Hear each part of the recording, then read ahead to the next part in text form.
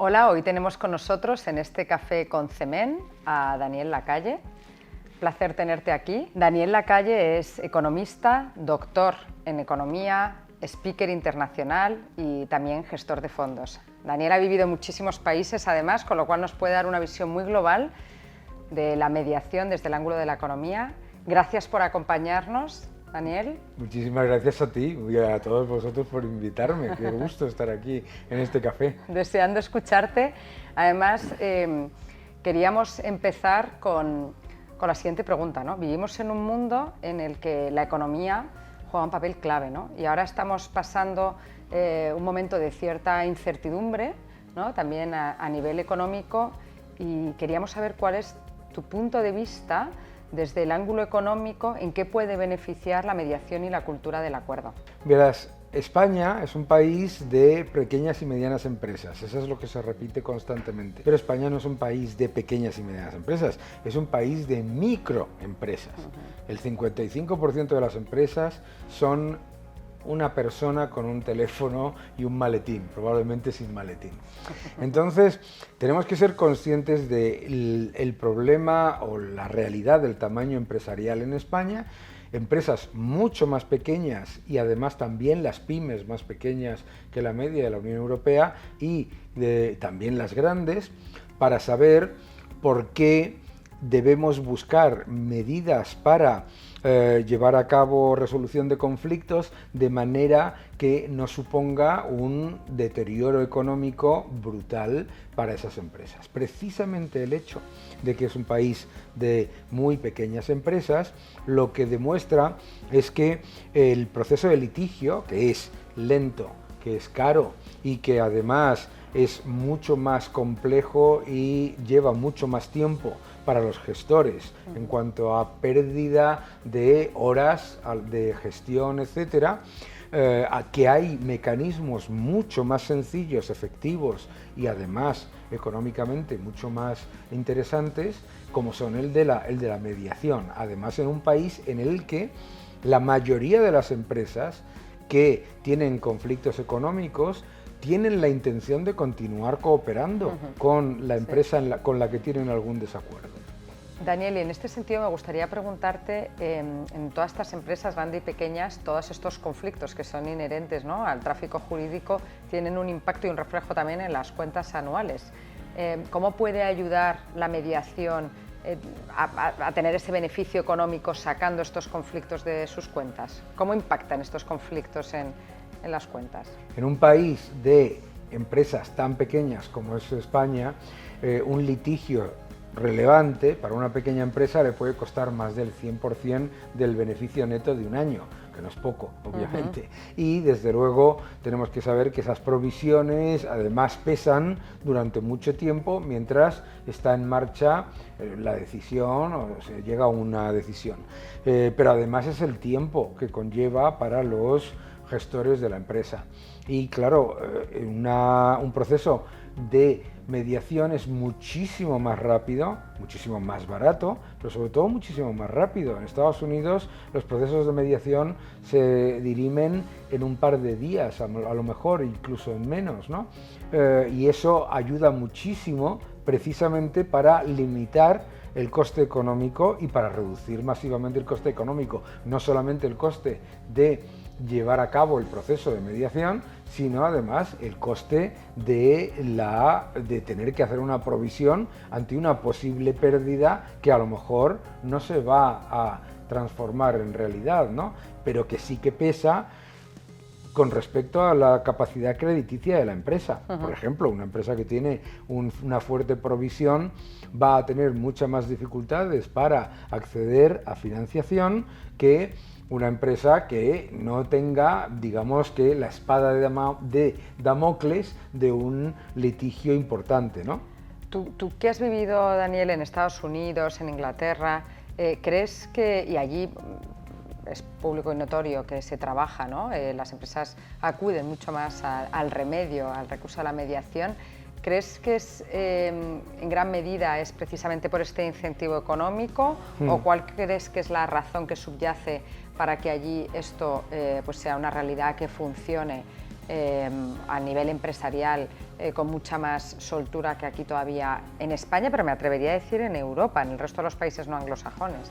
Sí, yo creo que lo que ocurre en los países anglosajones es que hay una evidencia incuestionable, nadie duda que un litigio es carísimo, ¿no? Eso es lo primero. Entonces eso ya de entrada es, digamos, una decisión, te lleva a tomar una decisión más rápidamente.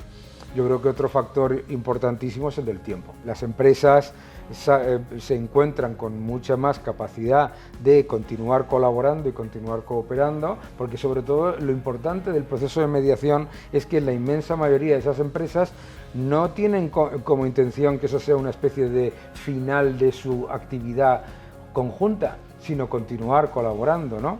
Entonces, por ejemplo, en el sector financiero, donde yo trabajo, la mediación ocurre, yo te digo que casi naturalmente, constantemente, sobre todo en procesos en los que una persona se va de una empresa o en los que hay un periodo de conflicto de intereses, en el cambio de un fondo de inversión a otro, todo tipo de factores. Entonces, se utiliza mucho más porque se ve rápidamente que es mucho más rápido y muchísimo más barato.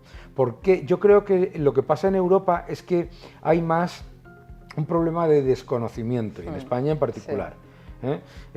Las sociedades europeas y la española en particular también son sociedades que se han creado de arriba a abajo, desde el Estado, las instituciones, con muy, digamos, reglamentado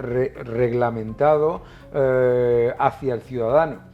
Mientras que la sociedad anglosajona está más orientada de abajo arriba. De hecho, para protegerte de las instituciones en muchos casos. Entonces, allí siempre se ve el ir a un litigio como un último recurso. No solamente las diferencias de costes son brutales, pero no solamente una cuestión de coste, sino de tiempo, y también es importante el tema reputacional.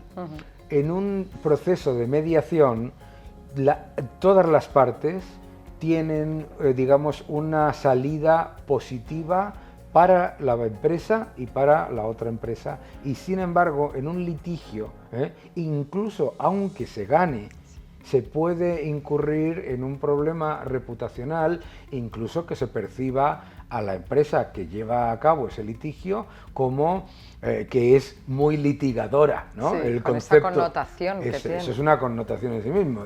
Cuidado con esta empresa que a la mínima te lleva a juicio, ¿no? Y luego también esos costes anexos a la ejecución de esas decisiones, sea una sentencia o un laudo, ¿no? Cuando no se cumple voluntariamente, tú tienes que ir a la vía ejecutiva, y esas decisiones también conllevan esa ejecución unos costes. Yo creo que si al final se trabajara más de la mano, ¿no?, de economistas haciendo ese ejercicio.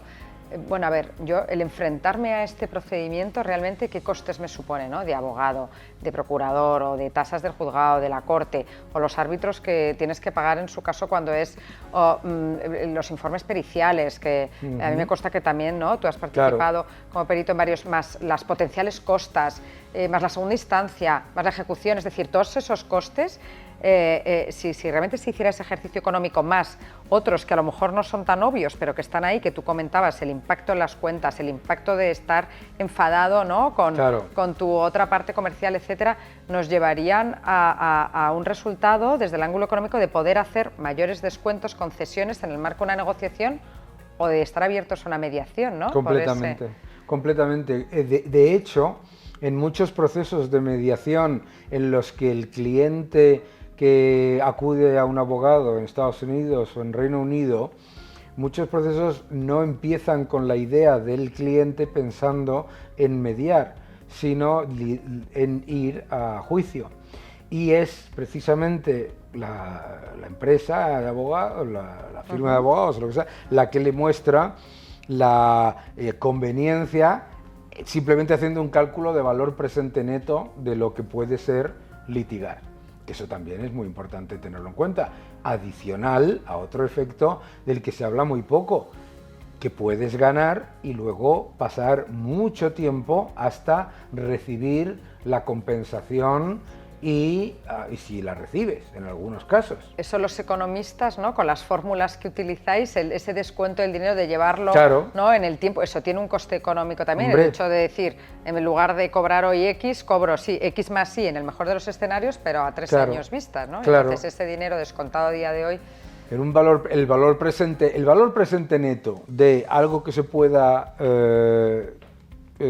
arreglar desde mediación, comparado con ir a litigio, vamos, es infinitamente superior, para empezar. ¿Y por qué digo infinitamente? ¿No? Para empezar, porque es que en la segunda, en el peor escenario, si haces 3 escenarios, el peor, el mejor y el habitual, si haces el peor escenario es que ganes y que no cobres nada, ¿sabes? Es que es muy importante eso, entenderlo también. Entonces, yo creo que es una cuestión simplemente de conocer una herramienta que no es muy típica, pero que en un mundo en el que ya no es tan, digamos, raro tener conflictos por contratos, por entendimiento de unas cláusulas, etcétera, en un mundo en el que cada vez hay mayor actividad con el extranjero, etcétera, etcétera, y sobre todo en un mundo en el que la inmensa mayoría de las empresas lo que quieren es continuar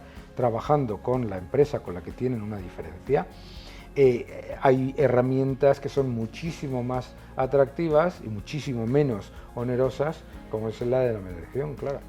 Sí, ahí me quedo con la parte de no hagamos punto y final en esas relaciones, hagamos un punto y seguido para continuar con esa conversación. Claro, en el caso del mundo financiero es muy típico porque cualquier persona, la gente sabe que el mundo financiero es muy amplio y es grandísimo, pero es muy pequeño a la vez. Sí. Y entonces que siempre la probabilidad de que te vayas a encontrar en el futuro con las empresas o las personas con las que estás, pues con las que tienes una diferencia de valoración de algún elemento, es muy alta. Entonces merece la pena utilizar este método, ¿no? Y Daniel, ya para terminar,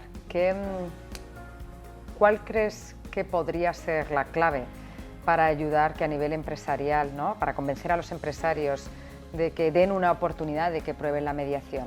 ¿Qué consejo nos daría Daniel Lacalle para impulsar este método? Pues yo creo que hay varias cosas que hay que hacer. La primera es una labor de pedagogía. Muchísima gente es que no sabe ni siquiera que existe como herramienta. La segunda es mostrarle a los empresarios toda esa cantidad de costes que comentábamos antes del proceso de litigio, que en muchos casos, al verlos separados, pues a lo mejor no están dándose cuenta de la cantidad de coste de capital que está suponiendo para su empresa y su día a día, ¿no? Yo creo que es es entender dos cosas, que no hay absolutamente nada malo en el proceso de litigio, pero que es que tiene que tener, que como todas las herramientas, tiene que ser muy específica para unos casos muy específicos, ¿no? Y que los empresarios entiendan que hay un coste reputacional que tampoco es fácil para ellos analizar a corto plazo. Entonces ese análisis de valor presente neto, de decir, porque todo el mundo sabe lo lenta que es la justicia, en eso no vamos a debatir, ¿no? Entonces, haga usted el cálculo de pasarse 3, 4 años esperando con todos los factores que ello lleva con respecto a solucionar las cosas de una manera amigable a muy corto plazo, que también me parece muy interesante, ¿no? Sí. Me quedo con lo del valor presente neto, a ver si lo tenemos todos muy presente, ¿no? Y nos ayuda en esa toma de decisión. De nuevo, gracias por habernos acompañado, ha sido un gusto tenerte hoy aquí en este Café con CEMEM y esperamos volverte a ver muy pronto. Muchísimas gracias, ha sido un gusto.